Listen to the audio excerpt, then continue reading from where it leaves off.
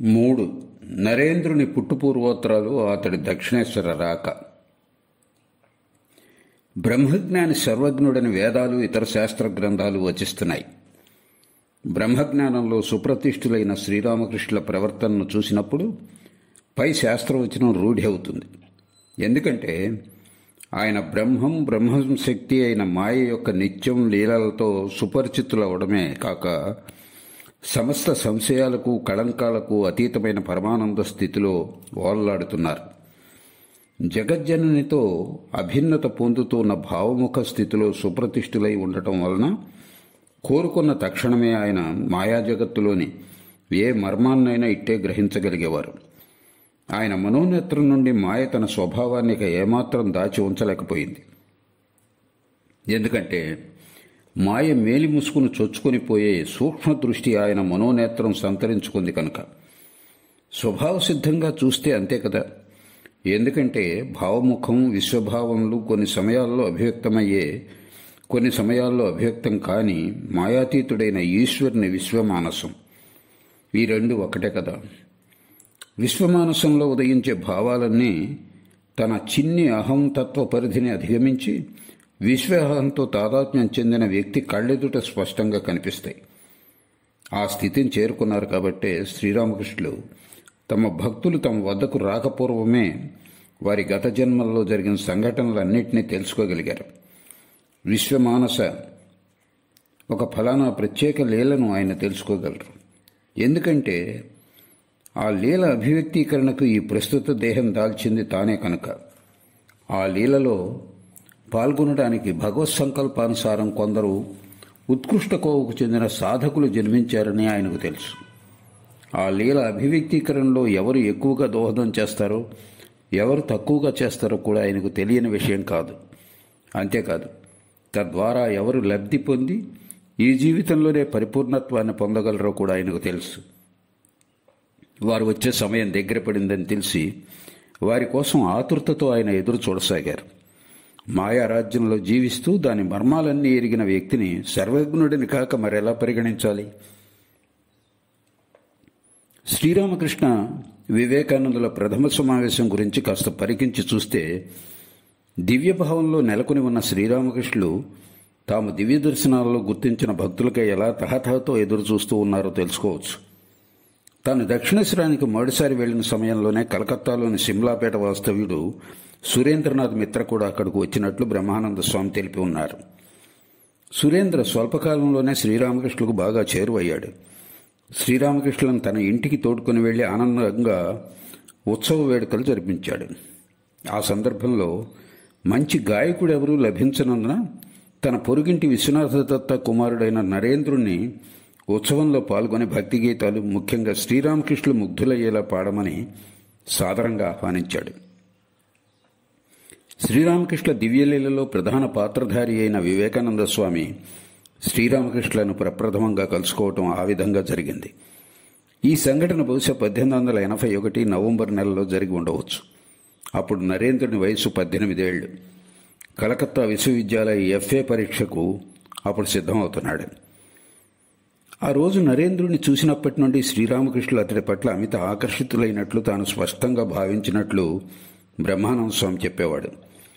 ఎందుకంటే శ్రీరామకృష్ణులు మొదట సురేంద్రను, పిదప రామచంద్రను పిలిచి మధుర స్వరంలో పాడిన ఆ యువగాయకుడిని గురించి వివరాలు అడిగి తెలుసుకున్నారు. అంతేకాక పాట పూర్తి కాగానే ఆ యువకుడి వద్దకు స్వయంగా ఆయనే వెళ్లి అతడి ముఖ కవళికలను జాగ్రత్తగా గమనిస్తూ 1-2 మాటలు అతగాడితో మాట్లాడి త్వరలో ఒకసారి దక్షిణేశ్వరానికి రమ్మని ఆహ్వానించారు కూడా.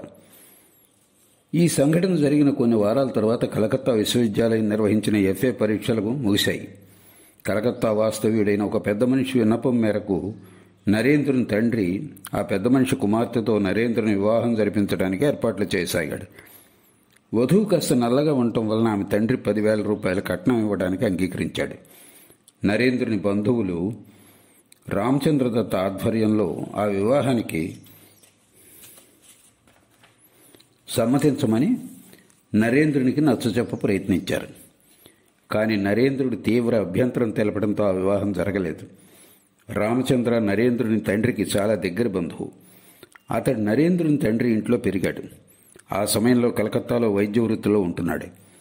ఆధ్యాత్మిక జ్ఞానోదయ మార్గాన్వేషణ కారణంగా నరేంద్రుడు వివాహానికి సమ్మతించలేదని రామచంద్ర తెలుసుకుని అతడితో ఇలా అన్నాడు: భగవత్ సాక్షాత్కారం పట్ల నీకు నిజమైన అభిలాష ఏమంటే బ్రహ్మ సమాజం తదితర చోట్లకు వెళ్ళటానికి బదులు దక్షిణేశ్వరంలోని శ్రీరామకృష్ణుల వద్దకు వెళ్ళు. ఇదే సమయంలో ఒకరోజు సురేంద్ర తనతో బండిలో దక్షిణేశ్వరానికి రమ్మని నరేంద్రుని ఆహ్వానించాడు. నరేంద్రుడు అందుకు సమ్మతించాడు. 2-3 మిత్రులతో సురేంద్ర వెంట దక్షిణేశ్వరానికి వెళ్ళాడు. ఆ సందర్భంలో నరేంద్రుడిని చూసినప్పుడు ఆయనలో కలిగిన ఆలోచనలను శ్రీరామకృష్ణుల మాటల సందర్భంలో క్లుప్తంగా మాతో ఇలా చెప్పారు: ఆ రోజు నరేన్ పశ్చిమ ద్వారం గుండా ఈ గదిలోకి వచ్చాడు. తన శరీరం గురించి శ్రద్ధ వహిస్తున్నట్టు కనిపించలేదు. జుట్టు దువ్వుకోలేదు, బట్టలు నలిగి ఉన్నాయి. బాహ్యాలంకరణ పట్ల ఇతరుల్లా అతడి శ్రద్ధ ఉన్నట్టు లేదు. దేని పట్ల అనురక్తి కనిపించలేదు. మనస్సు దాదాపు అంతర్ముఖమై ఉన్నట్లుండి అతడి కళ్ళు సూచించాయి. ఇదంతా చూసి నేను సత్వగుణం సమృద్ధంగా ఉన్న ఈ గొప్ప ఆధ్యాత్మిక సాధకుడు లౌకికుల నెలవైన కలకత్తాలో జీవిస్తూ ఉండటం సాధ్యమేనా అనుకుని ఆశ్చర్యపోయాను. నేల మీద పరుపు పరిచుంది. దాని మీద అతన్ని కూర్చోమన్నాను. గంగాజలం ఉన్న కూజా ప్రక్కన అతడు కూర్చున్నాడు. అతడి పరిచయస్తులు కొందరు కూడా ఆ రోజు అతడితో కలిసి వచ్చారు. వాళ్ళు స్వభావంలో అతడికి విరుద్ధంగా సాధారణ లౌకికుల్లా నాకు కనిపించారు. వాళ్ళ దృష్టి సుఖభోగాలపైనే ఉంది.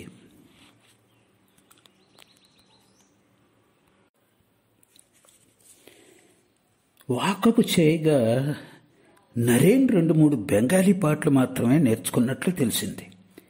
వాటిని పాడమని అడిగాను. అతడు బ్రహ్మసమాధి గీతం పాడనారంభించాడు. మరలు మనస మన నిజ నికేతనంబునకు, మరలు మనస మన నిజ నికేతనంబునకు, మారువేషముల దాల్చి పరదేశపు ఈ భువిలో వ్యర్థముగా ద్రిమ్మ తిరుగుచుండనేల మనమిచట. నరులు సకల ప్రాణతతులు పంచమహాభూతములను కారొక్కరు నీవారులు, వారెల్ల పరాయి వారు. పరవారల ప్రేమలోబడి మరతూ నిన్నేల మనస, నీవారల నారీతిని ఏల మరచుచున్నావు. మరలు మనస మన నిజ నికేతనంబునకు, మరలు మనస మన నిజ నికేతనంబునకు. సరి మార్గము కనబరిచెడు కరదీపిక ప్రేమ జ్యోతి, ధరించుచు అధిరోహణమునరింపుము సత్యపథము. నీ దారిన బత్యముగా నీ సుగుణములను తెమ్ము, పరుల కంట పడనీయక భద్రముగా వాని దాచి. మరలు మనస మన నిజ నికేతనంబునకు, మరలు మనస నిజ నికేతనంబునకు. ఇరువురు దారిని దోచెడు దొంగల వలె లోభమోహమను వారలు, నీ సంపద కొనిపోవగదాగినారు. అనవరతము నిన్నాపద దరిచేరక రక్షించెడు, శమదమను రక్షక భటవర్గము వెంటగొనుము. సత్పురుషుల సాంగత్యము స్వాగతమొసగెడు సత్రము, అలసిన నీ అవయవముల ఇట విశ్రాంతిని కొననిమ్ము. మరలు మనస మన నిజ నికేతనంబునకు, మరలు మనస మన నిజ నికేతనంబునకు. సంశయమేదైన నీకు పొడచూపినచో నచ్చట సత్రపు సంరక్షకుని సరిమార్గమున రసికొనుము. దారిలో భయమేర్పడిన ఈశ్వరునెలుగెత్తి పిలువుము, ఈశ్వరునెలుగెత్తి పిలువుము. ఆ దారికి ప్రభువతడు మృత్యువు సైతము మ్రొక్కును. మరలు మనసా మన నిజ నికేతనంబునకు, మరలుము మనసా మన నిజ నికేతనంబునకు, మన నిజ నికేతనంబునకు. ధ్యాన స్థితిలో ఉన్నట్లు అతడు తన మనస్సును, హృదయాన్ని లయం చేసి ఆ పాటను గానం చేశాడు. ఆ పాట వినగానే నన్ను నేను అదుపులో ఉంచుకోలేకపోయాను. భావపారవశ్యంలో మునిగిపోయాను. అతడు సెలవు పుచ్చుకుని వెళ్ళిపోయాక 24 గంటలు అతన్ని మళ్ళీ చూడగోరి నేను తపించిపోయాను. ఆ తపనను మాటల్లో వర్ణించలేను సుమా. తడితువ్వాలను పిండుతున్నట్లు నా హృదయాన్ని పిండివేస్తున్న బాధను తరచూ అనుభవించసాగాను. నన్ను నేను అదుపులో ఉంచుకోలేక దక్షిణేశ్వర ఉద్యానానికి ఉత్తరాన ఉన్న దేవదారు వృక్షాల వైపు పరిగెత్తికెళ్లేవాణ్ణి. సామాన్యంగా అక్కడ జనం ఎవ్వరూ సంచరించరు. అక్కడికి పోయి బిగ్గరగా విలపిస్తూ, నాయనా రా, నిన్ను చూడకుండా ఉండలేకపోతున్నాను అని పలికేవాణ్ణి. అలా కాసేపు విలపించిన తర్వాతే నా ఆరాటం కాస్త ఉపశమించేది. ఈ విధంగా 6 నెలల పాటు కొనసాగింది. ఈ తరబాలుల కోసం కూడా కొన్ని సమయాల్లో నా మనస్సు ఆరాటపడిన విషయం నిజమే. కానీ నరేన్కై నేను పడిన తాపత్రయంతో పోలిస్తే ఈ ఆరాటం అంతంత మాత్రమే. దక్షిణేశ్వరంలో మొట్టమొదటిసారి నరేంద్రుని చూసినప్పుడు తమ మనస్సులో జనించిన అసాధారణ భావోద్వేగాలను గురించిన చాలా విషయాలు ఆయన మా నుంచి దాచి ఉంచారని మాకు ఆ తర్వాత తెలియవచ్చింది. ఆ విషయాల గురించి ఆయన మాతో కొంత ముభావంగానే మాట్లాడారు. ఆ సందర్భం గురించి ముచ్చటిస్తున్నప్పుడు ఒకరోజు నరేంద్రుడు మాతో ఇలా చెప్పాడు. నేను పాడటం ముగించాను. వెంటనే శ్రీరామకృష్ణులు లేచి నిలబడి తమ చేయి నా మీద వేసి నన్ను ఉత్తరం వైపు వసారాలోనికి తోడుకొని వెళ్లారు. అది శీతాకాలం. ఉత్తరం వైపు నుండి వచ్చే చలిగాలి గదిలోకి రాకుండా వసారా స్తంభాల మధ్య చాపలు దించి ఉంచారు.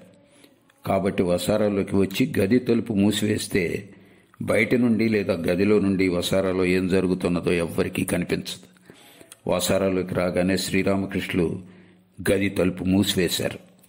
వ్యక్తిగతంగా నాకేదో ఉపదేశించబోతారనుకున్నాను. కానీ ఆయన చెప్పింది చేసింది ఊహాతీతం. హఠాత్తుగా ఆయన నా చేయి పుచ్చుకున్నారు. ఆయన కళ్ళ వెంట ఆనందాశ్రువులు ధారగా స్రవిస్తున్నాయి. ఆప్యాయత ఉట్టిపడే కంఠస్వరంలో ఆయన నాతో ఇలా అన్నారు. ఇంత ఆలస్యంగా నువ్వు రావడం న్యాయమేనా?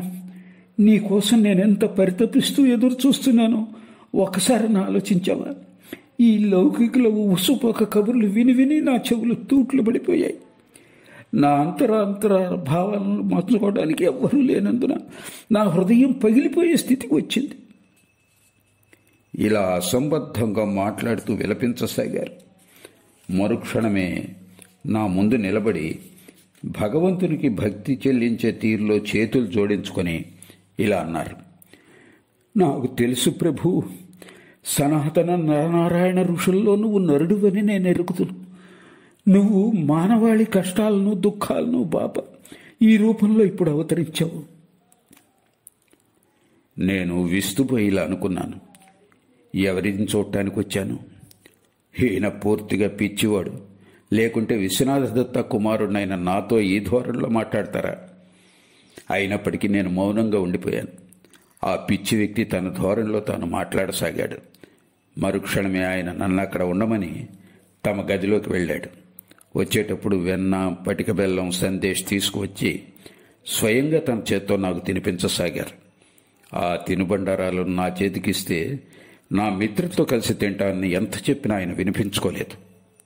వాళ్ళు తర్వాత తింటారులే, ముందు వీటిని నువ్వు తిన్నా ఆయన అన్నారు. ఇలా అంటూ మొత్తం తీపి తినుబండారాలను నాకు తినిపించే వరకు ఆయన తృప్తి చెందలేదు.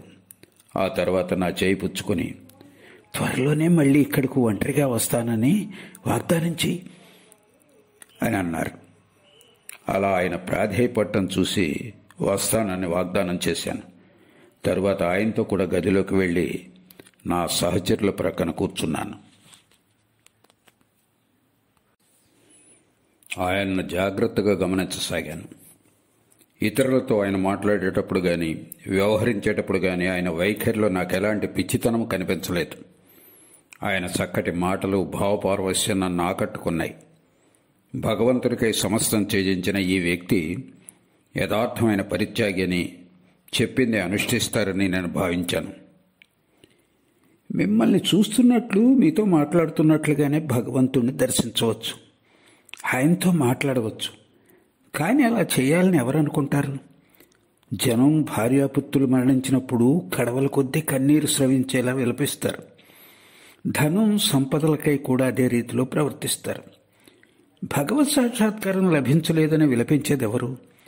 భగవంతుణ్ణి నిజంగా ప్రార్థిస్తూ ఆయనకై వ్యాకులత చెందేవారికి ఆయన తప్పక సాక్షాత్కరిస్తాడు. ఆయన ఈ వచనాలు విన్నప్పుడు ఇవి కేవలం కావ్యాలంకారంతో కూడుకున్న ఇతర మత ప్రచారకులు చేసే ప్రసంగ పంక్తులు కావని గ్రహించాను. అవి భగవంతునికై సర్వసంగ పరిత్యాగం చేసి సంతరించుకున్న జ్ఞానోక్తులని తెలిసి ఆయన పట్ల నాకు కలిగిన సదభిప్రాయం ఇనుమడించింది. ఇంతకుముందు ఆయన నాతో ప్రవర్తించిన తీరులో ఈ వచనాలకు సామరస్యం కలిగించ ప్రయత్నించాను.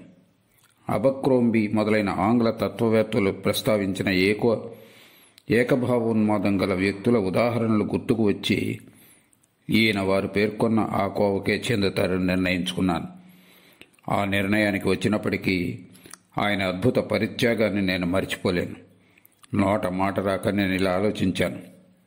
సరే, ఆయన పిచ్చివాడే, కానీ అటువంటి అరుదైన వ్యక్తి మాత్రమే అటువంటి పరిత్యాగాన్ని, వైరాగ్యాన్ని పాటించగలుగుతాడు. అవును, పిచ్చే, కానీ ఎంత పావనత్వం, ఏం పరిత్యాగం! నిజంగా మానవ హృదయం తప్పక గౌరవించవలసిన, పూజించవలసిన, ఆరాధించవలసిన వ్యక్తి ఆయన. అలా ఆలోచిస్తూ ఆయన పాదాలకు ప్రణమిల్లి ఆయన నుండి సెలవు పుచ్చుకుని కలకత్తాకు తిరిగి వచ్చాను. ఎవరిని చూడగానే శ్రీరామకృష్ణలో అసాధారణ భావోద్వేగాలు ఉదయించాయో ఆ వ్యక్తి పుట్టుపూర్వోత్తరాలు తెలుసుకోవాలనే ఉత్సుకత పాఠకులకు కలగటం సహజం. వాటిని గురించి ఇప్పుడు క్లుప్తంగా తెలుపుతాం. మనం ప్రస్తావిస్తున్న సమయంలో నరేంద్రుడు లౌకిక విద్యను, సంగీతాన్ని నేర్చుకుంటున్న కేవలం ఒక విద్యార్థి మాత్రమే కాడు.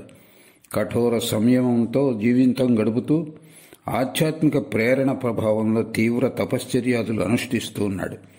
అతడు పూర్తి శాకాహారి. రాత్రిపూట కటిక నేల మీద నిద్రించేవాడు.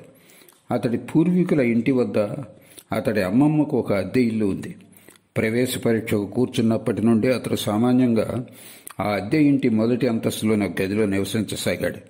అక్కడ ఏదో కారణంగా ఇబ్బంది కలిగినప్పుడు ఆ ఇంటికి సమీపంలోనే ఒక గది అద్దెకు తీసుకునేవాడు. తన కుటుంబానికి, బంధువర్గానికి దూరంగా ఆ గదిలో విడిగా ఉంటూ తన జీవిత ప్రధాన లక్ష్యమైన భగవత్ సాక్షాత్కార అన్వేషణలో పూర్తిగా నిమగ్నుడైపోయేవాడు. ఉదారుడైన అతడి తండ్రి, ఇతర కుటుంబ సభ్యులు ఇంట్లో నానా రకాల అవరోధాల, ఇబ్బందుల కారణంగా చదువు శ్రద్ధగా సాగదని భావించే అతడు గదిలో విడిగా వసిస్తున్నాడని అనుకున్నారు. బ్రహ్మసమాజ బోధనలు పాటించే నరేంద్రుడు సగుణుడైన నిరాకార బ్రహ్మం ధ్యానంలో ఎక్కువసేపు గడిపేవాడు. ఊహతో, తర్కంతో నిరాకార బ్రహ్మం ఉనికిని ఇట్లే విశ్వసించడంలో అతడు సంతృప్తి చెందడు. గత జన్మల ఆధ్యాత్మిక సంస్కారాల ప్రోద్బలం వలన నిజంగా భగవంతుడు ఉండి ఉంటే పరమ వ్యాకులతతో ఆరాటపడే వ్యక్తికి ఆయన ఎన్నటికీ తన స్వకీయ స్వభావాన్ని దాచి ఉంచడు. అది కనుగొనడానికి తప్పక ఏదో ఒక మార్గం ఆవిష్కరించే ఉంటాడని అతడి హృదయం సతతం తెలియచేస్తూనే ఉంది. భగవత్ సాక్షాత్కారార్థం అన్వేషణ చేయని జీవితం భారము, వెట్టి చాకిరీ చేయటంతో సమానము అవుతుందని అతడికి స్ఫురించింది. ఓసారి అతడు మాతో ఇలా చెప్పినట్లు మాకు స్పష్టంగా గుర్తుంది. యవ్వనావస్థను చేరుకున్నప్పటి నుండి ప్రతి రాత్రి పడుకోగానే నా ముందు 2 భావాలు ప్రత్యక్షమయ్యేవి. ఒక దర్శనంలో అపార సంపద, అసంఖ్యాక పరివారజనం, గౌరవం, హోదా, మహద్వైభవం, అధికారం గల వ్యక్తిని, లోకంలోని గొప్ప వ్యక్తులందరిలో అగ్రస్థానాన్ని ఆక్రమించుకున్నట్లు భావించేవాణ్ణి. దాన్ని సాధించే శక్తి సామర్థ్యాలు నాకు ఉన్నాయనుకునేవాణ్ణి. మరుక్షణంలోనే సర్వసంగ పరిత్యాగం చేసి కౌపీనధారినై దొరికింది తింటూ రాత్రులు చెట్ల క్రింద నిద్రిస్తూ భగవత్ సంకల్పం మీదే పూర్తిగా ఆధారపడి జీవిస్తున్నట్లు మరో దృశ్యం కానవచ్చేది. కోరుకుంటే ఋషుల మహర్షుల్లా జీవించగలననుకున్నాను. నా జీవితాన్ని ఎలా కావాలంటే అలా మలుచుకోగల పరస్పర విరుద్ధమైన ఈ దృశ్యాలు నా మదిలో మెదిలాయి. కాని చివరికి రెండవదే మనస్సును ఆకట్టుకుంది. ఈ మార్గంలోనే మనిషి నిజమైన పరమానందాన్ని పొందగలడని, మొదటి మార్గం కాక ఈ మార్గాన్నే నేను అనుసరించాలని అనుకున్నాను. అటువంటి జీవితం అందించే ఆనందాన్ని గురించి దీర్ఘంగా యోచిస్తూ నా మనస్సు భగవద్ధ్యానంలో లీనమైపోగా నేను నిద్రలో జారుకునేవాణ్ణి. ఎంతో కాలం ప్రతి రాత్రి ఇలాగే జరగడం నాకెంతో ఆశ్చర్యంగా ఉండేది. ఆ పిన్న వయసులోనే ఎవరి సలహా లేకుండానే భగవత్ సాక్షాత్కారానికి అత్యుత్తమ మార్గం ధ్యానమే అని నరేంద్రుడు కనుగొన్నాడు. అతడి గత జన్మల ఆధ్యాత్మికత, దాని నుండి పొందిన సంస్కారాలను ఈ విషయం చెప్పక చెబుతున్నది. 4-5 ఏళ్ల వయసులో ఉన్నప్పుడు అతడు సీతారాముడు, శివుడు మొదలైన దేవీదేవతల చిన్న ప్రతిమలను బజార్ నుండి కొని తెచ్చుకునేవాడు. ఇంట్లో వాటిని చక్కగా అలంకరించి వాటి ముందు నిశ్చలంగా కళ్ళు మూసుకొని ధ్యానాన్ని అనుకరిస్తూ కూర్చునేవాడు. ఈలోపు కొన్ని చెట్ల ఊడల్లా భూమి మీదకు దిగి వచ్చే రీతిలో తన తల నుండి జటలు కట్టిన తన శిరోజాలు వేలాడి నేల మీద పడుతున్నాయేమోనని మధ్య మధ్యలో కళ్ళు తెరిచి చూసేవాడు. ఎందుకంటే మునులు, ఋషులు దీర్ఘకాలం తపస్సు చేస్తూ ఉన్నప్పుడు వారి శిరోజాలు జటలు కట్టి నేల మీద వేలాడేవని ఇంట్లోని వృద్ధ స్త్రీలు చెప్పగా అతడు విని ఉన్నాడు. ఒకరోజు నరేంద్రుడు పొరుగింటి హరి అనే బాలుడితో ఎవరికీ తెలియకుండా ఇంట్లో ఏకాంతమైన ఒక చోట చాలాసేపు ధ్యానాన్ని అనుకరిస్తూ కూర్చుండిపోయాడు. అతడి కోసం ఇంటిల్లిపాతి వెతికి వేసారిపోయి చివరకు ఎక్కడికో బయటకు వెళ్లి దారి తప్పిపోయాడని భావించారు. ఆ తరువాత ఎవరూ వెళ్లని ఆ ఏకాంతమైన చోటికి తలుపులు పగలగొట్టి వెళ్తే అక్కడ నిశ్చలంగా ధ్యాన భంగిమలో అతడు కూర్చుని ఉండటం కనిపించింది. పై విషయం పూజ్యురాలైన అతడి తల్లే స్వయంగా చెప్పారు. అతడి ప్రవర్తన బాలుర ఊహలను వ్యక్తం చేసేదిగానే ఉన్నప్పటికీ ఎటువంటి అద్భుత ఆధ్యాత్మిక సంస్కారాలతో అతడు జన్మించాడో అది చాటి చెబుతోంది. మనం ప్రస్తావిస్తున్న కాలఘట్టంలో అతడి బంధువులెవరికీ అతడు అనునిత్యం ధ్యానం చేస్తున్నట్లు తెలియదు. ఎందుకంటే ఇంట్లోని వారంతా నిద్రపోయిన తర్వాతే తన గది తలుపులు బిడాయించి ధ్యానానికి కూర్చునేవాడు.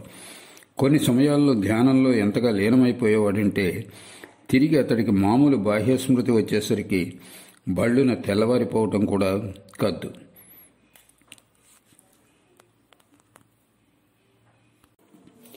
ఈ సమయంలోనే జరిగిన ఒక సంఘటన ఫలితంగా నరేంద్రుని ధ్యానాభిరుచి మరింత ఇనుమడించింది. ఒకరోజు అతడు మిత్రులతో కలిసి ఆదిబ్రహ్మ సమాజం ఆచార్యుడైన మహర్షి దేవేంద్రనాథ్ ఠాకూర్ను చూడటానికి వెళ్ళాడు. ఆ సందర్భంలో మహర్షి గారు ఆ యువకులను తన చెంత కూర్చోబెట్టుకుని ప్రతిరోజు భగవంతుని గురించి ధ్యానం చేయమని ఉపదేశించాడు. నరేంద్రుని సంబోధిస్తూ ఆ రోజున ఆయన, నీలో యోగి లక్షణాలు అభివ్యక్తమవుతున్నాయి. నువ్వు ధ్యానాన్ని అభ్యసిస్తే యోగశాస్త్రాలు వచించిన అనుభూతులను తప్పక పొందుతావు అని చెప్పాడు. ఆయన పావనత్వం కారణంగా నరేంద్రుడికి అంతకు ముందు నుండే ఆయనంటే అమిత గౌరవం ఉండేది. కాబట్టి ఆయన సలహా మేరకు ఇంతకు ముందు కంటే అత్యంత ఉత్సాహంతో నరేంద్రుడు ధ్యానం చేయసాగాడనడంలో ఎలాంటి సందేహమూ లేదు. చిన్ననాటి నుండే నరేంద్రుడిలో బహుముఖ ప్రజ్ఞాపాఠవాల సూచనలు కానరాసాగాయి. ముగ్ధబోధ అనే సంస్కృత వ్యాకరణ గ్రంథంలోని సూత్రాలన్నీ అతడికి కంఠోపాఠం. అతడి బంధువైన ఒక వృద్ధుడు అతడిని ఒళ్ళో చేరదీసుకుని అతడి వంశంలోని తాత ముత్తాతల పేర్లు, దేవీ దేవతల స్తుతులు, పై వ్యాకరణ గ్రంథంలోని సూత్రాలు నేర్పేవాడు. 6 ఏళ్ల ప్రాయంలోనే నరేంద్రుడు గేయరామాయణం కంఠస్థం చేశాడు. ఆ ప్రాంతంలో గేయరామాయణం ఎక్కడ గానం చేసినా నరేంద్రుడు అక్కడ ఉండటం తథ్యం. ఒకరోజు ఆ ప్రాంతాన గేయరామాయణం గానం చేస్తున్న గాయకుడికి 2-3 చరణాలు గుర్తుకు రాలేదు. వెంటనే అక్కడున్న నరేంద్రుడు ఆ చరణాలు అందించి ఆ గాయకుడి నుండి ప్రశంసలతో పాటు కొన్ని మిఠాయిలు కూడా దక్కించుకున్నాడు. రామాయణ కావ్యాన్ని ఎక్కడ పారాయణ చేస్తున్నా తాను అక్కడ ఉంటానని హనుమంతుడు వ్రతం పూనాడు. రామాయణ పారాయణ వింటున్నప్పుడల్లా పై విషయం గుర్తుకు తెచ్చుకుని నరేంద్రుడు హనుమంతుడి కోసం చుట్టూ కలిగి చూసేవాడు. అతడి అద్భుత జ్ఞాపక శక్తి కారణంగా అతడిని ఏకసంధాగ్రాహి అని పేర్కొనడం సముచితం. అతడు చిన్ననాటి నుండి పాఠాలు నేర్చుకునే విధానం ఈ కారణం వల్లనే ఇతర బాలుర కంటే విభిన్నమైనదిగా తోస్తుంది. అతడిని బడిలో చేర్పించగానే రోజువారీ పాఠాలలో అతడికి తోడ్పడడానికి ఒక బోధకుడిని నియమించారు. ఆ విషయంగా నరేంద్రుడు ఇలా చెప్పేవాడు: అతడు ఇంట్లోకి రాగానే నేను నా ఆంగ్ల బెంగాలీ పాఠ్య పుస్తకాలు తెచ్చి ఆ రోజు ఏ పాఠాలు నేర్చుకోవాలో చెప్పి వాటిని అతడికి చేతికిచ్చి ప్రశాంతంగా కూర్చునేవాడిని. ఆ బోధకుడు 2-3 సార్లు ఆ పాఠాలలోని పదాల ఉచ్చారణ, అర్థం ఇత్యాదులు ఏదో తానే స్వయంగా పాఠం నేర్చుకుంటున్నట్లు వల్లించి వెళ్ళిపోయేవాడు. అదే చాలు నాకు వాటిని నేర్చుకోవడానికి. పెరిగి పెద్ద అయ్యాక పాఠ్యపుస్తకాలను పరీక్షలకు 2-3 నెలల ముందు మాత్రమే చదవటం ప్రారంభించేవాడు. సంవత్సరంలో తక్కిన రోజులు తనకు నచ్చిన ఇతర పుస్తకాలు చదివేవాడు. ఆ విధంగా ప్రవేశ పరీక్షలకు కూర్చోవడానికి మునిపే అతడు ఆంగ్ల బెంగాలీ భాషలలోని ముఖ్యమైన సాహిత్య గ్రంథాలను, అనేక చరిత్ర పుస్తకాలను దాదాపు చదివేశాడు. ఈ పద్ధతిని అవలంబించడం వలన కొన్ని సమయాల్లో పరీక్షల ముందు అతడు ఎంతో కష్టపడి చదవవలసి వచ్చేది. ఒకరోజు ఈ అలవాటు కారణంగా ఎదురైన ఇబ్బందిని ఎలా పరిష్కరించాడో చెప్తూ ఇలా అన్నాడు: ప్రవేశ పరీక్షలకు ఇంకా 2-3 రోజులే ఉన్నాయనగా యూక్లిడ్ పుటలను నేను కనీసం తిరగవేయను కూడా లేదు. దాన్ని అధ్యయనం చేయటానికి ఆ రాత్రంతా కూర్చున్నాను. 24 గంటల్లో ఆ విషయాంశం మీద 4 పుస్తకాలను క్షుణ్ణంగా అధ్యయనం చేసి పరీక్షలకు హాజరయ్యాను. అతడు అలా చేయగలిగాడంటే భగవదనుగ్రహం వలన సంతరించుకున్న దేహదార్ఢ్యం, అసాధారణ జ్ఞాపక శక్తి అందుకు కారణమని చెప్పనవసరం లేదు. పాఠ్యపుస్తకాలు చదవని సమయాల్లో నరేంద్రుడు ఇతరమైన పుస్తకాలు చదివేవాడని చెప్పటం వలన అతడు నవళ్ళు, నాటకాలు చదువుకుంటూ కాలాన్ని వృధా చేశాడని అనుకోరాదు. ప్రత్యేక విషయాంశాల మీద గ్రంథాలను అధ్యయనం చేయాలనే అభిరుచి కొన్ని ప్రత్యేక సమయాల్లో అతడి మనసులో జనించడం కాదు. ఆ విషయాంశం మీద లభించే పుస్తకాలన్నీ సేకరించి వాటిని అవపోసన పట్టేసేవాడు. ఉదాహరణకు ప్రవేశ పరీక్ష జరిగే 1879 సంవత్సరంలో భారతదేశ చరిత్ర మీద లభించే ముఖ్యమైన గ్రంథాలు చదవాలనే ఉత్సుకత అతడిలో కలిగింది. వెంటనే అతడు మార్ష్మాన్, ఎల్ఫెన్స్టోన్ మొదలైన వారి గ్రంథాలను సేకరించి చదివాడు.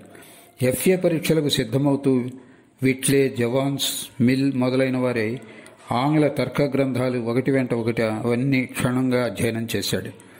బిఏ పరీక్షలకు చదువుతున్నప్పుడు ఇంగ్లాండ్ తదితర ఐరోపా దేశాల ప్రాచీన, ఆధునిక చరిత్రలను, పాశ్చాత్య తత్వశాస్త్ర గ్రంథాలను చదవాలనే గొప్ప కోరిక అతడికి కలిగింది. ఇతర విద్యా విభాగాల గ్రంథాలను కూడా చదవాలనే ఆవేగం అతడికి ఉండేది. అసంఖ్యాక పుస్తకాలు చదివిన ఫలితంగా నరేంద్రునిలో త్వరితంగా చదవగల శక్తి ప్రవేశ పరీక్షలకు హాజరయ్యే కాలం నుండి అసాధారణంగా పెంపొందింది. అతడు ఇలా చెప్పేవాడు: అప్పటి నుండి ఒక పుస్తకాన్ని పుచ్చుకున్నప్పుడు ఆ రచయితను అర్థం చేసుకోవడానికి పంక్తి వెంట పంక్తిగా చదవవలసిన అవసరం నాకుండేది కాదు. ఒక పేరాలోని మొదటి పంక్తి, చివరి పంక్తి చదవగానే ఆ పుటలోని సారాంశాన్ని నేను గ్రహించేవాడిని. క్రమంగా ఆ శక్తి పెంపొందడంతో పై రీతిలో పేరాలు చదవవలసిన అవసరం కూడా నాకు లేకపోయింది. కొన్ని సమయాల్లో ఒక పుటలోని మొదటి పంక్తి, చివరి పంక్తి చదవగానే సారం అవగతమయ్యేది. మళ్ళీ రచయిత తర్కాలతో తన ఒక ప్రత్యేక వైఖరిని పుస్తకంలో ఏ భాగంలో ఉన్నా వివరించేటప్పుడు పుస్తకంలోనే అతడి యావత్తు వాద సరణిని కేవలం ఆ తర్క ప్రారంభాన్ని చదవగానే అర్థం చేసుకోగలిగేవాడిని.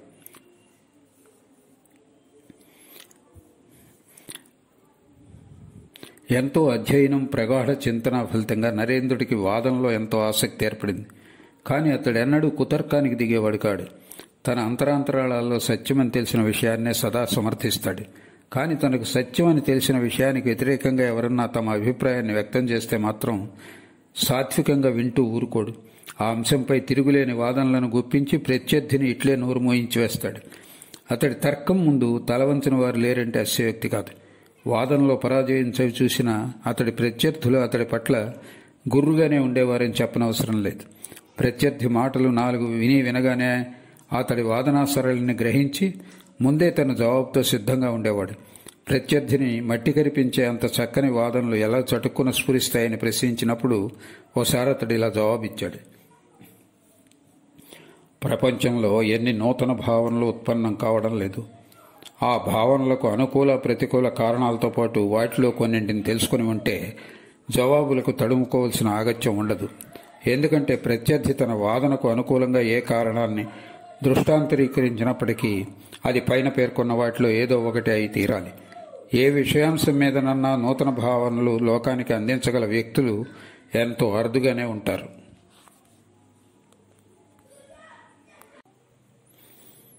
పుట్టుకతోనే కుశాగ్ర బుద్ధి, అసాధారణ జ్ఞాపక శక్తి, ప్రగాఢ చింతన సంతరించుకున్న నరేంద్రుడు ప్రతి విషయాన్ని స్వల్పకాలంలోనే ఆమూలాగ్రం గ్రహించగలిగేవాడు. అందువలన ఆటపాట్లకు, స్నేహితులతో వినోదంగా ఆనందంగా కాలం గడపడానికి అతడికి తీరిక కొరవడలేదు. అలా అతడు ఉల్లాసంగా వేడుకలతో ఎంతో సమయం గడపడం చూసి లోకులు అతడు చదువు సంధ్యలను అసలు పట్టించుకోవడం లేదని భావించేవారు. నరేంద్రుని ఈ విధానాన్ని అనుకరించడానికి ప్రయత్నించి పలువురు బాలురు విద్యార్థులుగా తమ భవిష్యత్తును పాడు చేసుకున్నారు. జ్ఞాన సముపార్జన పట్ల ఎంత ప్రీతి ఉందో చిన్ననాటి నుండి నరేంద్రుడికి రకరకాల శరీర వ్యాయామాల పట్ల కూడా అంతే ప్రీతి ఉండేది. అతడు చిన్నపిల్లవాడిగా ఉన్నప్పుడు తండ్రి అతడికి ఒక పొట్టి జాతి గుర్రాన్ని కొని ఇచ్చాడు. తత్ఫలితంగా పెద్దవాడయ్యాక అతడు మంచి రౌతు అయ్యాడు. మల్లయుద్ధం, కత్తిసాము, కసరత్తు మొదలైన అన్ని శారీరక వ్యాయామాలను అతడు నేర్చుకున్నాడు. పర్యవసానంగా అతడు దేహదార్ఢ్యం, క్రియాశీలత సంతరించుకున్నాడు.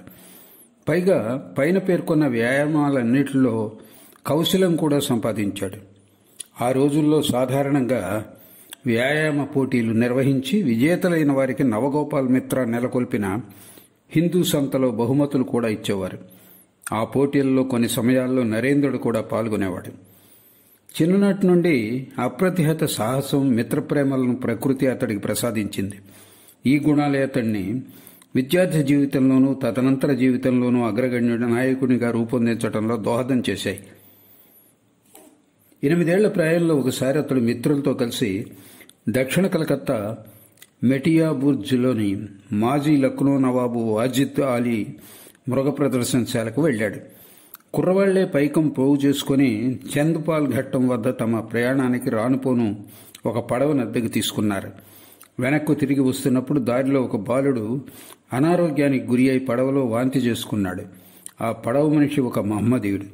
పడవ చంద్పాల్ ఘట్టం చేరుకోగానే అతడు ఎంతో కోపంతో తన పడవను శుభ్రంగా కడిగి వెళ్లమని, లేకపోతే ఎవరిని పడవ నుండి దిగనివ్వనని బాలురును బెదిరించాడు. ఎవరితోనన్నా పడవను శుభ్రం చేయించుకోమని, దానికయ్యే కూలీ తాము ఇస్తామని బాలురు పడవ మనిషితో చెప్పారు. అతడందుకు ససేమిరా అంగీకరించలేదు. దాంతో వారి మధ్య వివాదం తలెత్తి కొట్లాటకు దారితీసే పరిస్థితి ఏర్పడింది. చుట్టుపక్కల ఉన్న పడవ మనుషులు ఏకమై బాలురును చితకబాదటానికి సిద్ధమైనారు.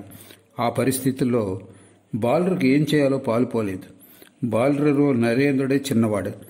ఆ గందరగోళంలో నరేంద్రుడు పడవ నుండి దిగి చల్లగా జారుకున్నాడు. మరీ చిన్నపిల్లవాడిని పడవ వాళ్ళు అతన్ని అడ్డగించలేదు. నరేంద్రుడు తీరంపై నిలబడి చూడగా ఆ గొడవ చిలికి చిలికి గాలివాన అయ్యేలా కనిపించింది. తన మిత్రులను ఎలా కాపాడాలో అతడు ఆలోచిస్తుండగా 2 ఆంగ్లేయ సిపాయిలు తీరం వెంట నడిచిపోతూ ఉండటం కనిపించింది. నరేంద్రుడు ఒక్క పరుగున వారి వద్దకెళ్లి వారికి అభివాదం చేసి వారి చేతులు పుచ్చుకున్నాడు. వచ్చిరని ఆంగ్లంలో సైగలు చేస్తూ ఆ గొడవంతా వాళ్లకు వివరించి చెప్పాడు. ఆ సిపాయిలు కుర్రవాడి ప్రసన్న దృక్కులకు, ప్రవర్తనకు ముగ్ధులై వడివడిగా పడవ వద్దకు వచ్చారు. పరిస్థితిని అర్థం చేసుకున్నారు. చేతిలోని బెత్తాలను పైకెత్తి బాలులను వదిలిపెట్టమని పడవ వాళ్లను ఆదేశించారు. సైన్యంలోని తెల్ల సిపాయిలుగా వాళ్లను గుర్తించి పడవ వాళ్లందరూ గుట్టుచప్పుడు కాకుండా అక్కడి నుండి వెళ్లిపోయారు. నరేంద్రుడి మిత్రులు ఊపిరి పీల్చుకున్నారు. నరేంద్రుడి సమయోచిత సాహసం చూసి ఆ సిపాయిలు ముచ్చటపడి తమతో నాటకశాలకు రమ్మనమని అతన్ని ఆహ్వానించారు. కానీ నరేంద్రుడు వారి ఆహ్వానాన్ని వినయంగా తిరస్కరించి వారికి కృతజ్ఞతలు తెలిపాడు. అతడి సాహసాన్ని చాటి మరికొన్ని సంఘటనలు కూడా ఉన్నాయి. వాటిలో 1-2 ఇక్కడ ప్రస్తావించడం అసంగతం కాబోదు. నరేంద్రుడికి 10 లేక 12 ఏళ్లప్పుడు వేల్స్ రాజకుమారుడు, తదనంతరం 7వ ఎడ్వర్డ్ భారతదేశానికి రావడం తటస్థించింది. ఆ సందర్భంలో సైరాపిస్ అనే ఆంగ్లేయ యుద్ధ నౌక కలకత్తా రేవుకు వచ్చింది. ఆ నౌకను సందర్శింప అనేకులకు అనుమతి కూడా ఇచ్చారు. తన మిత్రులతో ఆ నౌకను సందర్శింపగోరి నరేంద్రుడు చౌరింగిలోని ఆ కార్యాలయానికి అనుమతి కోరుతూ దరఖాస్తు పుచ్చుకొని వెళ్ళాడు. కాని ద్వారం వద్దనున్న కావలివాడు మరీ పెద్ద మనుషులను తప్ప ఎవరిని లోపలికి అనుమతించడం లేదు. లోపల ఉన్న ఆంగ్లేయ అధికారిని ఎలా కలుసుకోవాలో ఆలోచిస్తూ నరేంద్రుడు ప్రవేశద్వారం వద్దే నిలబడ్డాడు. అనేకులు కార్యాలయం నుండి అనుమతి పత్రాలు పుచ్చుకొని రావటం అతడు చూశాడు. వారంతా 2వ అంతస్తులోని ఒక వసారాలోకి వెళ్లటం గమనించాడు. ఆంగ్ల అధికారి దరఖాస్తులు పుచ్చుకొని అనుమతి పత్రాలు మంజూరు చేస్తున్న చోటు బహుశా అదేనేమో అనుకున్నాడు నరేంద్రుడు. కాస్త అన్వేషించి చూడగా ఆ ఆంగ్ల అధికారి సేవకులు మేడపైకి వెళ్లే ఇనుప మెట్లు ఒక మూలన ఉండటం నరేంద్రుడి కంటపడింది. ఆ మెట్లు సరాసరి ఆ వసారా వెనకనున్న గది వద్దకు పోవటం కూడా నరేంద్రుడు గమనించకపోలేదు. తాను ఎవరికంటన్నా పడితే గొప్ప ప్రమాదంలో పడే అవకాశం ఉందని తెలిసి ఎంతో సాహసం చేసి ఆ మెట్ల మీదుగా 2వ అంతస్తును చేరుకున్నాడు. అధికారి గది గుండా వసారాలకు వెళ్ళాడు. అక్కడ దరఖాస్తుదారులు గుంపుగా ఆ అధికారి చుట్టూ నిలబడి ఉండటము, అతడు దించిన తల ఎత్తకుండా వారి అనుమతి పత్రాలపై సంతకం చేసి ఇస్తూ ఉండటము నరేంద్రుడు చూశాడు. వారి వెనుక నిలబడి సకాలంలో అనుమతి పత్రం పొంది అధికారికి అభివాదం తెలిపి ముందు మెట్ల గుండా అందరిలా దర్జాగా దిగి బయటకు వచ్చాడు. ఆ సమయంలో కలకత్తాలోని సిమ్లా ప్రాంతంలోని బాలుర ఉపయోగార్థం కార్న్వాలిస్ వీధిలో వ్యాయామం నేర్పే ఒక వ్యాయామశాల ఉండేది. దాన్ని హిందూ సంతను నెలకొల్పిన నవగోపాల్ మిత్ర స్థాపించాడు. అది నరేంద్రుని ఇంటికి సమీపంలో ఉండటం వలన అతడు ప్రతిరోజు మిత్రులతో కలిసి వెళ్లి అక్కడ వ్యాయామం అభ్యసించేవాడు. ఈ బాలురకు నవగోపాల్ బాబుతో బాగా పరిచయం ఉండటం వలన ఆ వ్యాయామశాల నిర్వహణను ఆయన వారికి అప్పగించాడు. ఇలా ఉండగా ఒకరోజు ఒక ట్రిపీజ్ అమర్చడం కోసం భారమైన ఒక కలప చట్రం నిటారుగా నిలబెట్ట ప్రయత్నించారు. కానీ అది వారికి మించిన పని అయింది.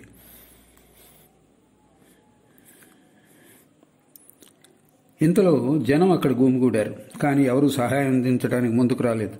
ఆ జనంలో లావైన ఒక ఆంగ్లేయ నావికుడు నిలబడి ఉండటం చూసి నరేంద్రుడు ఆ వ్యక్తిని సహాయం చేయమని కోరాడు. అతడు సంతోషంగా అందుకు అంగీకరించి బాలురతో జతకట్టాడు.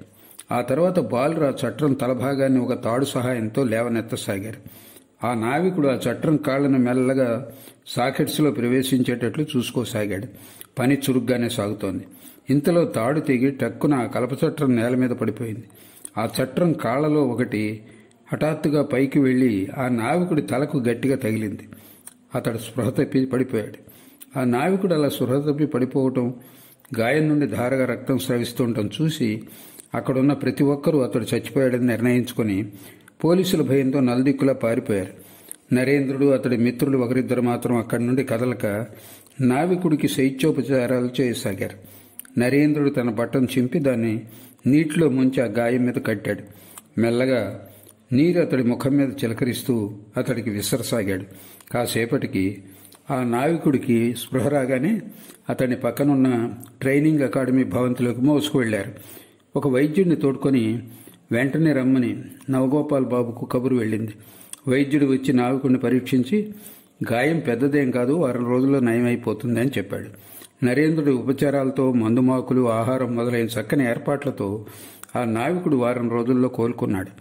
ఆ తర్వాత నరేంద్రుడు ఆ ప్రాంతంలోని కొందరు పెద్ద మనుషుల నుండి కొంత సొమ్ము సేకరించి ప్రయాణ ఖర్చుల కింద ఆ పైకాన్ని నావికుడికి ఇచ్చి అతన్ని సాగనంపాడు. క్లిష్టమైన అపాయకరమైన పరిస్థితులు ఎదురైనప్పుడు బాల్యావస్థలో సైతం నరేంద్రుడు ఎంత ప్రశాంతంగా వ్యవహరించేవాడో సూచించే అనేక సంఘటనల గురించి మేము విని ఉన్నాం. బాల్యం నుండి కూడా నరేంద్రుడు సత్యసంధుడు. యవ్వనంలోకి అడుగడగానే ఆ సత్యసంధతం 100 పెరిగింది. అతడిలా చెప్పేవాడు: నేను ఎన్నడూ భూతాల గురించి చెప్పి పిల్లలను భయపెట్టను. అసత్య దోషం వాటిల్లుతుందనే భయంతో అలా చేసేవాళ్లను బాగా తిట్టేవాణ్ణి. ఆంగ్ల విద్యా విధానంలో చదివినందున, బ్రహ్మ సమాజానికి వెళుతున్నందున సత్యాన్ని వ్రాకూర్చాలనే ఆసక్తి అప్పుడు నాలో ఎంతో అధికరించింది. దేహదార్ఢ్యం, కుశాగ్రబుద్ధి, అద్భుత జ్ఞాపక శక్తి, పవిత్ర హృదయం వీటిని సంతరించుకున్న కారణంగా నరేంద్రుడు సదా మందహాసవదనంతో అలరారేవాడు. నరేంద్రుడు నృత్యం నేర్చుకున్నాడు. గాత్ర సంగీతం, వాయిద్య సంగీతం బాగా అలవరుచుకున్నాడు. అతడు మిత్రులతో కలిసి రకరకాల వినోదాలలో, వేడుకల్లో సమధికోత్సాహంతో పాల్గొనేవాడు. కానీ అవి నైతికత హద్దులను దాటనంత వరకే. సదా అతడు ప్రసన్నంగా ఉండటానికి కారణం తెలుసుకోలేక బాహ్య పరిశీలకులు తరచూ అది అతడి ప్రవర్తన లోపంగా ఎంచేవారు. కానీ నరేంద్రుడు లోకుల ప్రశంసలను గాని లేదా నిందను గాని ఎన్నటికీ లక్షించేవాడు కాదు.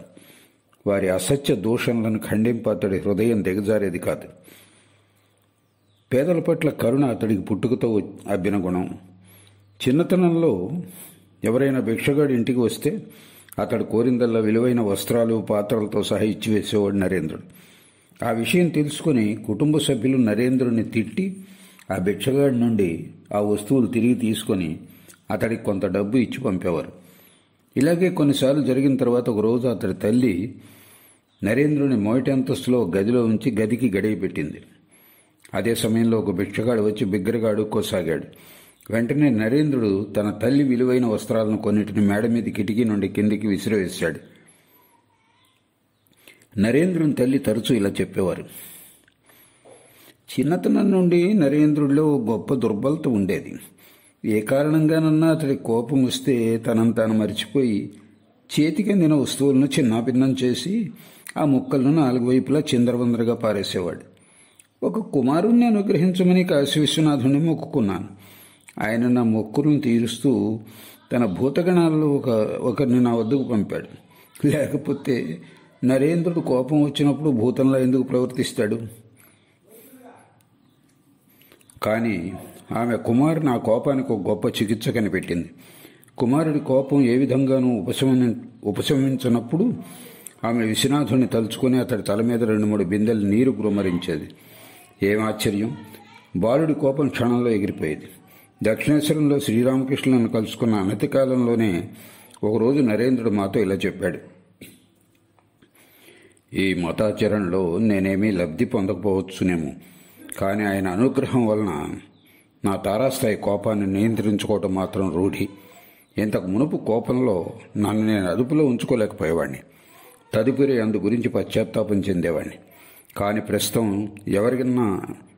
ఎవరన్నా నాకు గొప్ప అపకారం చేసినా లేదా నన్ను తీవ్రంగా కొట్టి ఇబ్బంది పెట్టినప్పటికీ నాకు అంతగా కోపం రావడం లేదు. మనోబుద్ధులు సమంగా వికసించిన వ్యక్తులు లోకంలో ఎంతో అరుదు. అటువంటి వ్యక్తులే సమాజంలో గుర్తింపబడతారు. మళ్ళీ ఆధ్యాత్మిక జగత్తులో తమ అనుపమాంతను అభివ్యక్తం చేసేవారు కూడా చిన్ననాటి నుండే ఎంతో పురోగమించిన ఊహాశక్తిని సంతరించుకొని ఉండి ఉంటారు. నరేంద్రుని జీవితం అధ్యయనం చేస్తే ఈ విషయం తేటతెల్లమవుతుంది. 1-2 ఉదాహరణలు చూపితే పాఠకులకు ఈ విషయం సులభంగా అర్థమవుతుంది. ఒకప్పుడు ఏదో పనిపడి నరేంద్రుని తండ్రి కొంతకాలం మధ్య భారతదేశంలోని రాయ్పూర్లో నివసించాడు. అక్కడే మరికొంతకాలం గడపవలసి ఉంటుందని తెలిసి రాయ్పూర్కు తన కుటుంబాన్ని రప్పించుకున్నాడు. వారిని తోడ్కొని వచ్చే బాధ్యతను నరేంద్రుడికి అప్పగించాడు. అప్పుడు అతడి వయస్సు 14 లేక 15. ఆ రోజుల్లో రాయ్పూర్కు రైలు సౌకర్యం లేదు కనుక దట్టమైన క్రూరమృగ సంచారం ఉన్న అడవుల గుండా ఎడ్లబండి మీద 15 రోజులు ప్రయాణం చేయవలసి ఉండేది. ప్రయాణంలో ఎన్నో ఇబ్బందులు, కష్టాలు ఎదుర్కోవాల్సి ఉంటుందని అతడికి తెలుసు. అయినప్పటికీ అద్భుత వన్య ప్రాంత సౌందర్యాన్ని చూసి ఆనందించే అవకాశం వచ్చినందుకు ప్రయాణంలో ఎదురయ్యే కష్టాల గురించి అతడు లక్షించలేదు. భూమిని సర్వాలంకార శోభితంగా అలంకరించిన భగవంతుని అపరిమిత శక్తిని, అనంత ప్రేమను మొట్టమొదటిసారి ప్రత్యక్షంగా చవిచూడటంతో నరేంద్రుడు ముగ్ధుడయ్యాడు. అతడు ఇలా అనేవాడు. అరణ్యాల గుండా పయనిస్తున్నప్పుడు నేను తిలకించింది, అనుభూతం చేసుకున్నది నా జ్ఞాపకాలలో సదా అట్లే నిలిచిపోయింది. ముఖ్యంగా ఒకరోజు జరిగిన సంఘటన. ఒకరోజు ఒక లోయ గుండా పయనించవలసి వచ్చింది. అంబరాన్ని చుమ్మించే వింధ్యపర్వత శిఖరాలు మాకు 2 వైపులా నిలబడి ఉన్నాయి. ఫలపుష్ప భారంతో వంగిన రకరకాల చెట్లు, తీగలు సాటి లేని అందాన్ని సంతరించుకొని పర్వత సానువులను ఆవరించి ఉన్నాయి. ఆహార అన్వేషణకై అటు ఇటు ఎగురుతూ చేసే పక్షుల కిలకిలారావాలతో ఆ ప్రాంతం మారుమ్రోగుతున్నది. 2 పర్వత శిఖరాలు ఆలింగనం చేసుకున్న రీతిలో ఇరుకైన అడవి మార్గంపై ముందుకు వాలిన ప్రదేశాన్ని ఎడ్లబండ్లు చేరుకుంటున్నాయి. జాగ్రత్తగా పరిశీలించి చూడగా ఆ శిఖరాలు కలుసుకున్న చోటు క్రింద శిఖరం నుండి పాదం వరకు ఒక పెద్ద చీలిక కనిపించింది. ఆ చీలిక అంచు వెంట యుగాల పర్యంతం తేనెటీగలు శ్రమించి కట్టిన ఒక బ్రహ్మాండమైన తేనెపట్టు వేలాడుతూ ఉండటం నా కంటపడింది. సంభ్రమాశ్చర్యాలతో ఆ తేనెటీగల రాజ్యపు ఆద్యంతాలను పరికిస్తూ ముల్లోకాలను నియంత్రించేవాడైన భగవంతుని అనంత శక్తిని గురించిన తలంపులో మగ్నున్నై పూర్తిగా బాహ్యస్మృతిని కొంతసేపు కోల్పోయాను. అదే స్థితిలో ఎడ్ల బండిలో ఎంతసేపు పడి ఉన్నానో నాకు గుర్తులేదు. బాహ్య చైతన్యం వచ్చాక చూదును కదా, ఆ ప్రాంతం దాటి చాలా దూరం వచ్చేసినట్లు గ్రహించాను. బండిలో నేను ఒక్కడనే ఉండటం వలన దీనిని గురించి ఎవరికీ ఏమీ తెలియరాలేదు. బలమైన ఊహాశక్తి తోడ్పాటుతో ప్రగాఢ ధ్యానావస్థలోకి జారుకొని దానిలో సంలీనం అయిపోవడం బహుశా నరేంద్రుడికి ఇదే మొదటి అనుభవం అయి ఉండవచ్చు.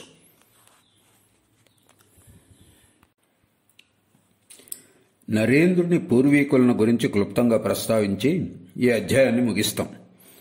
అనేక శాఖలుగా విడిపోయిన సిమ్లాపేట దత్త కుటుంబం కలకత్తాలోని ప్రాచీన కుటుంబాల్లో ఒకటి. ఆస్తిపాస్తుల్లో, హోదాలో, పాండిత్యంలో కలకత్తాలోని మధ్యతరగతి కాయస్థులలో నరేంద్రుని కుటుంబం పేరెన్నికగన్నది. నరేంద్రుని ముత్తాత రామ్మోహన్ దత్తా ఒక న్యాయవాది. అతడు బాగా ఆర్జించాడు. పెద్ద కుటుంబాన్ని పోషిస్తూ మిత్రుల, ఇరుగు పొరుగుల మర్యాద మన్ననలు చూరగొన్నాడు.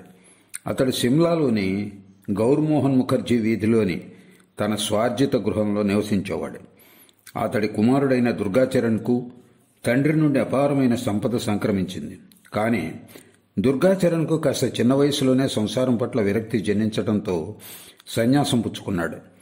చిన్ననాటి నుండి సాధు సన్యాసుల పట్ల దుర్గాచరణ్కు భక్తి ప్రపత్తులుండేవి. ఆ అభిరుచి అతన్ని శాస్త్రాధ్యయనానికి దారితీయించి అనతి కాలంలోనే అతన్ని మంచి పండితునిగా తీర్చిదిద్దింది. వివాహం చేసుకున్నప్పటికీ దుర్గాచరణ్కు సంసారం పట్ల ఎటువంటి అనురక్తి లేదు. తన సొంత ఉద్యానంలో ఎక్కువ సమయం సాధు సాంగత్యంలో గడిపేవాడు. ఒక కుమారుడు పుట్టిన స్వల్పకాలంలోనే తన తాతగారైన దుర్గాచరణ్ సంసార పరిత్యాగం చేశారని వివేకానంద స్వామి చెప్పేవారు. కుటుంబాన్ని వీడి వెళ్లిపోయినప్పటికీ దుర్గాచరణ్ భగవత్ సంకల్పం వలన తదనంతర కాలంలో తన భార్యను, బంధువులను 2 పర్యాయాలు కలుసుకున్నాడు. ఆయన కుటుంబాన్ని వదిలి వెళ్లిపోయినప్పుడు ఆయన కుమారుడు విశ్వనాథ్ వయస్సు 2 లేదా 3 ఏళ్లు ఉండవచ్చు. ఆయన భార్య, బంధువులు కాశీకి వెళ్లి అక్కడ కొంతకాలం బస చేశారు. బహుశా ఆయన్ని వెతకడానికే కాశీకి వెళ్లారేమో. అప్పటికి రైలు సౌకర్యం లేనందున గౌరవనీయ కుటుంబాల వారు కాశీకి పడవల మీద వచ్చేవారు. దుర్గాచరణ్ భార్య కూడా ఒక యాత్రికుల బృందంతో కలిసి కాశీకి వెళ్ళింది. దారిలో ఒక చోట చిన్ని విశ్వనాథ్ పడవ నుండి గంగా జలాల్లో పడిపోయాడు. అది మొదట తల్లి చూసి వెంటనే నీళ్లలో దూకేసింది. స్పృహ తప్పిపోయిన తల్లిని ఎంతో ప్రయాసపడి పడవలోకి చేర్చారు. ఆ స్పృహ తప్పిన పరిస్థితుల్లో కూడా ఆ తల్లి బిడ్డడి చేతిని గట్టిగా పట్టుకునే ఉంది. ఎల్లలెరుగుని ప్రేమ ఆ విధంగా బిడ్డడి ప్రాణాన్ని కాపాడింది. కాశీలో దుర్గాచరణ్ భార్య నిత్యం విశ్వేశ్వరాలయానికి వెళ్లి వచ్చేది. ఒకరోజు వాన పడినందున వీధిలో ఆమె జారి దేవాలయం ముందు పడిపోయింది. అప్పుడు అటుగా పోతున్న ఒక సన్యాసి అది చూసి గబగబా ఆమె వద్దకు వెళ్ళాడు. ఆమెను పైకెత్తి ఆలయం మెట్ల మీద కూర్చోబెట్టి దెబ్బలు తగిలాయేమోనని ఆమెను జాగ్రత్తగా పరీక్షించాడు. కానీ ఆ 2 నేత్రద్వయాలు కలుసుకున్న క్షణంలోనే దుర్గాచరణ్, అతడి భార్య పరస్పరం గుర్తించారు. ఆ సన్యాసి అయిన దుర్గాచరణ్ ఆమెను రెండవసారి కళ్ళెత్తి చూడనైనా చూడకుండా అక్కడి నుండి కదలి ఎటో వెళ్లిపోయాడు. సన్యాస సంప్రదాయంలో ప్రతి సన్యాసి 12 ఏళ్లకు ఒకసారి తన జన్మస్థలాన్ని దర్శించాలనే నియమం ఒకటి ఉంది. ఆ నియమం మేరకు దుర్గాచరణ్ 12 ఏళ్ల తదనంతరం కలకత్తాకు తిరిగి వచ్చి ఒక పాత మిత్రుడి ఇంట్లో బస చేశాడు. తన రాకను గురించి తన బంధువులు ఎవరికీ తెలుపవద్దని దుర్గాచరణ్ తన మిత్రుని కోరాడు. కానీ పరమ లౌకికుడైన ఆ మిత్రుడు దుర్గాచరణ్ విన్నపాన్ని మన్నించక రహస్యంగా అతడి రాకను బంధువులకు తెలియజేశాడు. వాళ్ళు గుంపుగా వచ్చి బలవంతంగా దుర్గాచరణ్ను ఇంటికి తోడుకొని వెళ్లారు. వారితో ఇంటికి పోయినప్పటికీ అతడు ఎవరితోనూ మాట్లాడలేదు. ఒక గదిలోకి వెళ్లి ఒక మూల కళ్ళు మూసుకొని నిశ్చలంగా ఒక కొయ్య దొంగలా కూర్చున్నాడు. బంధువులు గది తలుపులు మూసివేసేశాం. ఆయన అదే భంగిమలో 3 రాత్రులు 3 పగళ్లు కదలా మెదల కూర్చుండిపోయాడని తెలియవస్తోంది. ఆయన ఆమరణ దీక్షకు పూనుకుంటాడేమోనని భయపడి బంధువులు ఆ గది తలుపులు తెరిచి ఉంచారు. మర్నాడు ఉదయం ఎవరికంటా పడకుండా దుర్గాచరణ్ మాయమయ్యాడు. దుర్గాచరణ్ కుమారుడైన విశ్వనాథ్ పారసీక ఆంగ్ల భాషల్లో చక్కని పాండిత్యం గడించి కలకత్తా ఉన్నత న్యాయస్థానంలో న్యాయవాదిగా వృత్తిని అవలంబించాడు. అతడు మిత్రుల పట్ల ఉదారత, ప్రేమ గల వ్యక్తి. ఎంతో సంపాదించినప్పటికీ నిల్వగా ఏమీ వదిలిపెట్టిపోలేదు. పొదుపుగా ఉండలేకపోవడం అనే లక్షణం బహుశా అతడు తన తండ్రి నుండి సంక్రమించుకున్నట్లున్నది. విశ్వనాథ్ స్వభావం సాధారణ లౌకికుని కంటే ఎన్నో రీతుల్లో ఎంతో విభిన్నంగా ఉండేది. ఉదాహరణకు, రేపు అన్న ఆలోచన అతడిని ఎన్నడూ కలవరపరచదు. అర్హతానర్హతల వివక్షత లేకుండానే అతడు ఎందరికో సాయం చేశాడు. బంధువుల పట్ల ఎంతో ఆప్యాయతతో మసలుకునేవాడు. అయినప్పటికీ కుటుంబం నుండి దీర్ఘకాలం తను దూరంగా ఉండిపోయినప్పుడు బంధువుల క్షేమ సమాచారాలు తెలుసుకోవాలని అతడు ఏమాత్రం ఆరాటం చెందేవాడు కాడు. విశ్వనాథ్ తెలివైన వ్యక్తి, గొప్ప గ్రహణ శక్తి ఉన్నవాడు. అతడికి సంగీతం పట్ల, ఇతర లలిత కళల పట్ల ఎంతో అభిరుచి ఉండేది. శాస్త్రీయంగా సంగీతం నేర్చుకోకపోయినా తన తండ్రి నిధుబాబు లలిత సంగీతాలను సుమధురంగా గానం చేసేవాడని వివేకానంద స్వామి చెప్పేవాడు. నాటి సామాన్య అభిప్రాయానికి విరుద్ధంగా విశ్వనాథ్ సంగీతాన్ని హానిలేని వినోదంగా పరిగణించేవాడు. తన పెద్ద కుమారుడైన నరేంద్రనాథ్కు చదువు చెప్పించినట్లే శ్రద్ధగా సంగీతాన్ని కూడా నేర్పించాడు. వైష్ణవ బైరాగులు పాడగా కేవలం ఒక్కసారి విని నేర్చుకున్న భక్తి పాటలను అతడి భార్య భువనేశ్వరీదేవి రాగయుక్తంగా పాడడంలో నేర్పరి.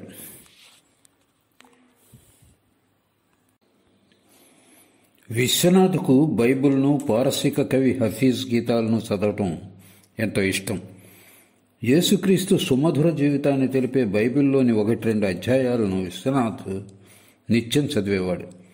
తన భార్యాపుత్రులకు కూడా ఇవి హఫీజ్ గీతాలు చదివి ఒకంత వినిపించేవాడు. తను లక్నో, లాహోర్ మొదలైన చోట్ల కొంతకాలం నివసించినప్పుడు కొన్ని మహమ్మదీయ ఆచార వ్యవహారాలను ప్రశంసించడమే కాక స్వయంగా తను కూడా పాటించేవాడు. ఆ కారణంగానే నిత్యం పులావ్ తినే అలవాటు అతడి కుటుంబంలో చోటు చేసుకున్నట్లుంది. విశ్వనాథ్ ఎంత సరసుడో, హాస్యప్రియుడో అంత గంభీరుడు కూడా. తన కుమార్తెల్లో ఎవరైనా తప్పు చేస్తే వారిని గట్టిగా తిట్టేవాడు కాడు. కానీ వారి స్నేహితులకు ఆ విషయం తెలిపేవాడు. దాంతో వారు సిగ్గుపడి మళ్ళీ ఎన్నడూ ఆ తప్పు చేసేవారు కారు. ఒకరోజు నరేంద్రుడి తల్లితో ఏదో విషయంలో ఘర్షణ పడి ఆమెను 1-2 పరుషవచనాలతో నొప్పించాడు. అయినా కుమారుణ్ణి తండ్రి మందలించలేదు. అందుకు మారుగా నరేంద్రుడి గదిలో అతడి మిత్రులకంతా కనిపించేటట్లు గోడ మీద నరేంద్రుడు తల్లితో మాట్లాడుతున్నప్పుడు ఫలానా పరుషవచనాలు ఉపయోగించాడని బొగ్గుతో కొట్లొచ్చినట్టు రాసి ఉంచాడు. నరేంద్రుడు, అతడి మిత్రులు గదిలోకి రాగానే గోడ మీది వ్రాతలపై వాళ్ల దృష్టి పడింది. నరేంద్రుడు తన దుష్ప్రవర్తనను తలుచుకుని ఎంతోసేపు కుంచుకుపోయాడు. దూర బంధువులతో కలిసి విశ్వనాథ్ అతిపెద్ద కుటుంబాన్నే పోషించేవాడు. వారి ఆహార, ఇతర అవసరాలు తీర్చడంలో అతడు దుబారా చేసేవాడు. అతడి ఔదార్యం మీద జీవిస్తూ ఉన్న ఆ బంధువుల్లో కొందరు సోమరులుగా తయారయ్యారు. మరికొందరు త్రాగుడు మొదలైన మత్తు పదార్థాలకు అలవాటు పడ్డారు. నరేంద్రుడు పెద్దవాడయ్యాక ఆ బంధువుల పట్ల తండ్రి అపాత్రదానం చేస్తున్నాడని ఆయన్ను నిలదీసేవాడు. అందుకు విశ్వనాథ్ ఇలా జవాబిచ్చేవాడు: మానవ జీవితం ఎంతో దుఃఖభూయిష్టమైందో ఊహించడానికి నీకు వయస్సు చాలదు. నీకు అవగతమైనప్పుడు ఈ దుర్భర జీవులు తమ జీవితపు చేదనుభవాల నుండి తాత్కాలిక ఉపశమనార్థం త్రాగుతున్నారని గ్రహించి వారిని క్షమించే దృక్పథం అలవరుచుకోగలుగుతావు. విశ్వనాథకు పలువురు కుమారులు, కుమార్తెలు ఉన్నారు. అందరూ సుగుణవంతులు. కానీ కుమార్తెల్లో ఎక్కువ మంది చిన్న వయసులోనే మరణించారు. వరుసగా 3 లేక 4 కుమార్తెల తర్వాత జన్మించిన నరేంద్రుడంటే తల్లిదండ్రులకు ఎంతో ప్రీతి. 1883 సంవత్సరం శీతకాలంలో నరేంద్రుడు BA పరీక్షలకు తయారవుతున్నప్పుడు హఠాత్తుగా గుండెపోటుతో అతడి తండ్రి మరణించాడు. అతి ఉదారుడైన విశ్వనాథ్ ఈ హఠాన్మరణం కుటుంబాన్ని నిరుపేదలుగా దిగదార్చింది. నరేంద్రుని తల్లి భువనేశ్వరీదేవి గారి గురించి ఎంతో గొప్పగా మేము విని ఉన్నాం. ఆమె బాహ్య సౌందర్యమే కాక దైవభక్తి వంటి అంతఃసౌందర్యం కూడా సంతరించుకున్న మహనీయురాలు. మెట్టింటి పెద్ద కుటుంబ బాధ్యతను పూర్తిగా తన భుజస్కంధాలపై వేసుకుని సమర్థతతో ఆ కుటుంబాన్ని నిర్వహించగలగటం ఆమె తెలివితేటలకు నిదర్శనం. ఆమె ఎంత అలవోకగా దక్షతతో గృహకృత్యాలను నిర్వహించేదంటే, కుట్టు అల్లిక మొదలైన పనులకు ఆమెకు ఎంతో తీరుబాటు కూడా ఉండేదంటే అతిశయోక్తి కాదు. ఆమె అంతగా చదువుకోలేదు, కానీ రామాయణ భారతాది ఇతిహాసాలను తదితర ధార్మిక గ్రంథాలను మాత్రం చక్కగా చదవగలిగేది. కానీ భర్త నుండి, కుమారుల నుండి, ఇతరుల నుండి అనేక విషయాలు మౌఖికంగా నేర్చుకున్నందున సంభాషించేటప్పుడు ఆమెను ఉన్నత విద్యావంతురాలిగా పలువురు ఎంచడం కాదు. ఆమె జ్ఞాపక శక్తి, ప్రతిధారణా శక్తి అద్భుతం. ఒక్కసారి విన్న విషయాన్ని జ్ఞాపకం చేసుకుని టక్కున పునరుచ్చరించగలిగేది. సామెతలు ఆమె నోట్లో మెదులుతూనే ఉంటాయి. భర్త మరణానంతరం గడ్డు రోజులు ఎదురైనప్పుడు ఆమె సహజ స్థైర్యం పరీక్షకు నిలబడవలసి వచ్చింది. హఠాత్తుగా తారుమారైన పరిస్థితుల్లో ఆమె అద్భుత సహనాన్ని, ప్రశాంతతను, పొదుపును ప్రదర్శించి మారిన వాతావరణానికి అనుగుణంగా వ్యవహరించగలిగింది. నెలకు 1000 రూపాయలతో కుటుంబాన్ని నిర్వహిస్తూ వచ్చిన ఆమెకు నేడు కేవలం 30 రూపాయలతో తనతో పాటు కుమారులను, కుమార్తెలను పోషించుకోవాల్సిన అగత్యం ఏర్పడింది. కానీ ఏనాడు ఆమె నిరాశ, నిస్పృహలు చెందలేదు. ఆ కొద్దిపాటి రాబడితోనే ఆమె చక్కగా ఇంటిని గడుపుతూ వచ్చింది. చూసేవారికి ఆమె గృహ నిర్వహణకు ఎంతో వ్యయం చేస్తున్నట్లు కానవచ్చేది. భర్త హఠాన్మరణానంతరం భువనేశ్వరికి దాపురించిన దుర్భర కష్టాలను గురించి ఆలోచిస్తే ఎవరికైనా వణుకు రాక తప్పదు. కుటుంబ ఖర్చులకై స్థిరమైన ఆదాయం ఏదీ లేదు. అయినప్పటికీ వృద్ధురాలైన తల్లిని, సంతానాన్ని ఉన్నంతలో బాగా చూసుకోవాల్సిన బాధ్యత తప్పలేదు. తన భర్త ఉదారత్వంతో జీవితంలో బాగా స్థిరపడ్డ బంధువులు ఈ క్లిష్ట పరిస్థితుల్లో ముందుకు వచ్చి సహాయం అందించకపోగా న్యాయంగా ఆమెకు చెందవలసిన ఆస్తిపాస్తులను కూడా ఆమెకు దక్కనీయకుండా చేయాలని ప్రయత్నించసాగారు. సుగుణ సంపన్నుడైన ఆమె పెద్ద కుమారుడు నరేంద్రనాథ్కు శాయశక్తిలా ప్రయత్నించిన ఉద్యోగం ఏదీ దొరకలేదు. దాంతో అతడికి సంసారం పట్ల విరక్తి కలిగి సంసార పరిత్యాగం చేయగోరి అందుకు సిద్ధం కాసాగాడు. ఈ దుర్భర పరిస్థితుల్లో సైతం భువనేశ్వరీదేవి తన కర్తవ్యాలను నిర్వర్తించిన తీరుతెన్నులు చూస్తే ఆమె పట్ల ఎవరికి మాత్రం గౌరవాదరణలు కలగవు. శ్రీరామకృష్ణులతో నరేంద్రునికి ఏర్పడ్డ సాన్నిహిత్య బాంధవ్యాన్ని గురించి వివరించబోయేటప్పుడు ఆ కాలఘట్టంలో నరేంద్రుని కుటుంబ స్థితిని గురించి మళ్లీ ప్రస్తావించగలం. కనుక ఇప్పుడు నరేంద్రుని రెండవసారి దక్షిణేశ్వర రాక గురించి వివరించబోతున్నాం.